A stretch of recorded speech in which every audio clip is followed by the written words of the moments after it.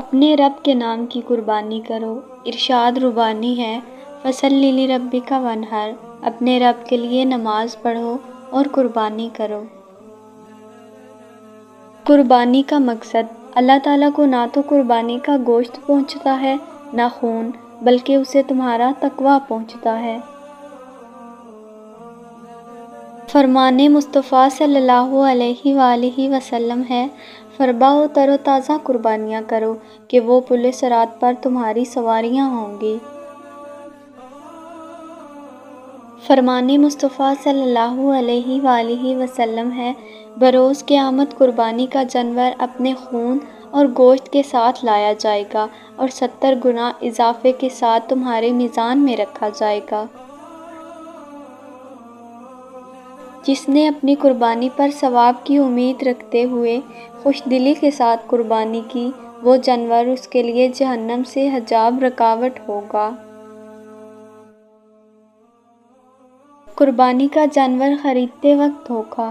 اگر آپ چاہتے ہیں کہ آپ کو قربانی کے لیے جانور بے عیب، اچھا، صحت مند اور مناسب قیمت پر مل جائے اور آپ کے ساتھ کسی قسم کا دھوکہ نہ ہو، تو اس کے لیے جب جانور خریدنے جائیں تو کثرت سے لفظ لا خلابہ پڑھتے رہیں، بارہا کا آزمودہ ہے۔ ایک دمبا 2 دمبوں سے افضل۔ حضرت سیدنا ابو ہریرہ رضی اللہ تعالیٰ عنہ فرماتے ہیں، قربانی میں ایک سفید دمبا 2 سیاہ دمبوں سے افضل ہے۔ اپنی قربانی کے جانوروں کو موٹا تازہ کرو، کیونکہ یہ بروز قیامت تمہاری سواریاں ہوں گی۔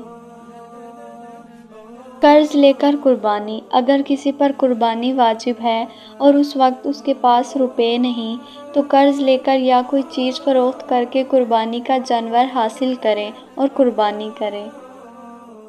فرمان مصطفیٰ صلی اللہ علیہ وآلہ وسلم ہے، قربانی کرنے والے کو قربانی کے جانور کے ہر بال کے بدلے میں ایک نیکی ملتی ہے۔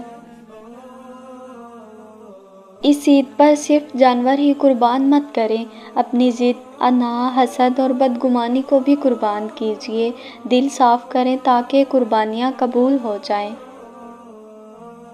رسول اللہ صلی اللہ علیہ وآلہ وسلم نے فرمایا، جس کے پاس قربانی کرنے کی گنجائش ہو اور وہ قربانی نہ کرے تو اسے چاہیے کہ ہماری عیدگاہ کے قریب بھی نہ آئے۔ قربانی کرنے والے اپنے ناخن اور بال نہ تراشیں۔ فرمان مصطفیٰ صلی اللہ علیہ وآلہ وسلم ہے، جب تم ذی الحج کا چاند دیکھو اور تم میں سے کوئی شخص قربانی کا ارادہ رکھتا ہو، وہ اپنے بالوں اور ناخنوں کو نہ کاٹے، اپنے حال پر رہنے دے۔ رب جلیل سے یہی دعا ہے کہ یہ عید آپ کے لیے خوشیوں اور مسرتوں کا پیغام لے کر آئے۔ آمین ثم آمین۔